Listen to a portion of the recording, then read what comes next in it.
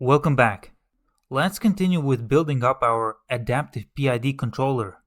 As a reminder, don't forget to enroll in my free Udemy tutorial, Vehicle Suspension Control 4, PID Tuning with AI, TD3. You will get the code files and video explanations if you enroll in that tutorial. Also, note that the free coupons that I offer for that, they have limitations in terms of time and the number of enrollments. However, don't worry, I will be renewing them periodically. We talked about the fact that we cannot implement the DQN methodology for training and deploying our agent due to the fact that the action vector containing the 6 PID constants can literally have infinite combinations. That would mean that we would need to have infinite output neurons for infinite Q values. That will not work. So what can we do about it? Let's try changing the structure of our agent. I'm going to have one network here. I'm going to call it NN1, neural network 1, and all the weights and biases that are in this network are packed in this vector. This is our weight vector for this neural network. Just like in the DQN case, it will take in a state vector which has 8 rows and 1 column. However, instead of Q values, it will directly output the action vector, which contains the 6 PID constants. These actions would directly go into this box, which is my environment. It contains the plant and the PID controller, and then the plant would generate new states. Once they cross this dashed line, then to me it's like starting a new loop. The state vector at k plus 1 becomes the vector at k, which then enters this neural network, and this neural network directly gives you new PID constants. This neural network is called actor, and you would have this structure in a deployed state where this actor network has already been trained, and you directly use it in adaptive PID tuning. In this case, this would be your agent. That's when it's deployed. But now let's see how the agent looks like in the training mode. For that, another neural network is included. The weights and biases of that neural network is packaged in this phi vector. This is the weight vector for NN2. We call this one a critic. This network also takes in the state vector, but in addition to that, it also takes in the action vector that the first neural network generates based on these states. And now, this critic, this is the network that generates a Q value for a state action pair. Unlike in the grid world, the subscripts for the states and actions are now time and not I and J. Remember that in the grid world, I was about position and J was about discrete actions, but in this structure, they are irrelevant. Here we are interested in denoting the state and action vectors at some kind of time. Therefore, I have k's here. In fact, I should also put a k here for my 6x1 action vector. Note that, unlike in the DQN case, where I needed to have infinite output neurons for Q values, I no longer have this problem. In fact, now, my critic only needs one output neuron, because it will only have one Q value. And that's because at any given time, you will only have one state action pair that enters the critic. When you apply the action vector to the environment, you also receive an immediate reward from that environment. However, just like in the case of the grid world, having simply an immediate reward is not enough in training your agent. You also want to have an idea of some discounted future value that you get when you take action A while being in some state. Your first intuition could then be to do something like this. When you apply the action vector to the environment, before you even start a new loop, you figure out your new state vector, and you do that before updating the Q values, before updating this guy here. You then pass this new state through the actor network as well. As far as this Q value is concerned, the state vector at K and at K plus 1 are passed through the actor network at the same time.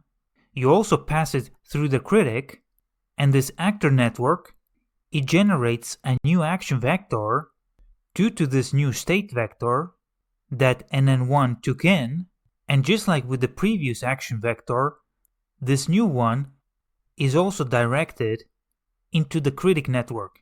That will generate a new Q value for this new state action pair at K plus 1, and let me remind you that it is all done before updating this current white Q value.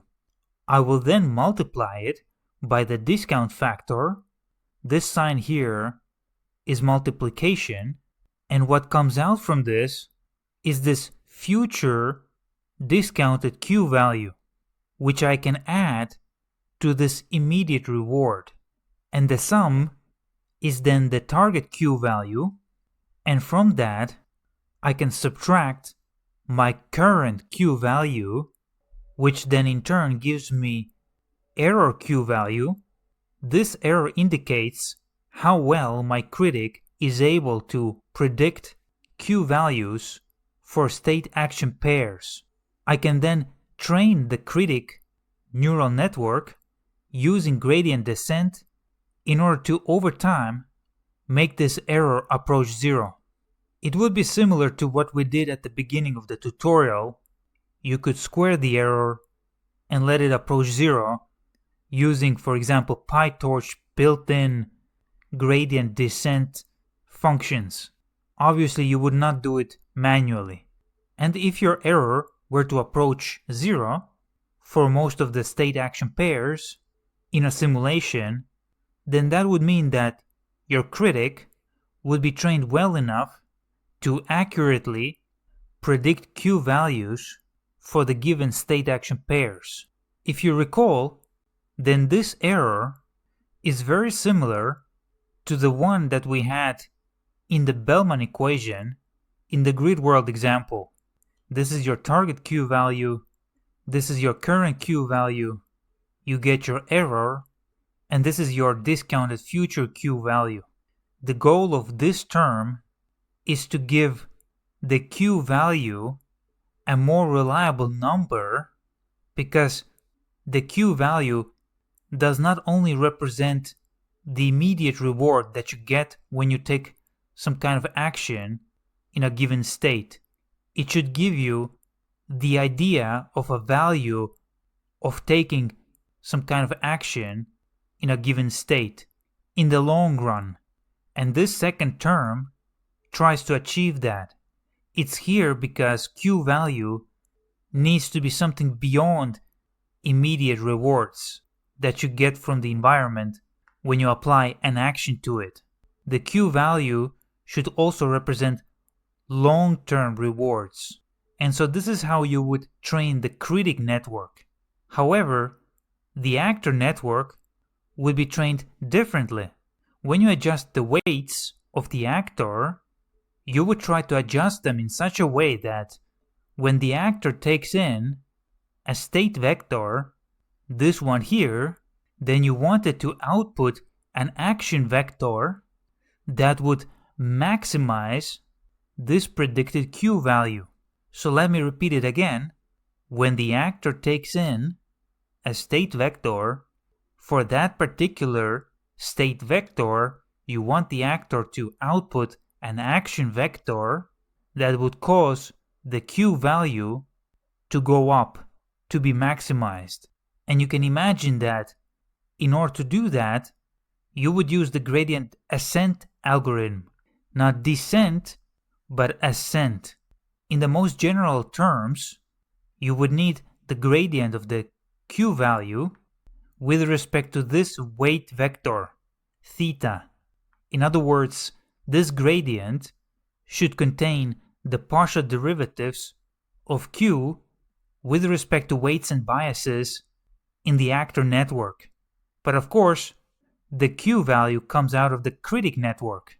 Therefore, in order to obtain these relationships, you could imagine that there would again be chain rule involved. For example, if you know how the Q value changes with respect to some action that enters the critic network, and this action would be one of the PID constants, which is the input into the critic network, then by being the output of the actor network, you could figure out how it changes with respect to the weights in NN1. And this chain rule will then allow you to know how the Q value changes with respect to weights and biases in the actor. And once you know that, you can use gradient ascent in order to change the weights and biases in NN1 in such a way so that for a given state, an action is chosen that increases and eventually maximizes the Q value. If you look at this entire structure, it seems quite logical to follow this blueprint. However, in reality, there is a problem with this method. This is not how it is actually done. In the next video, we will explore what this problem is, and we will modify this schematic in order to see how the agent is really trained in these control problems. Thank you.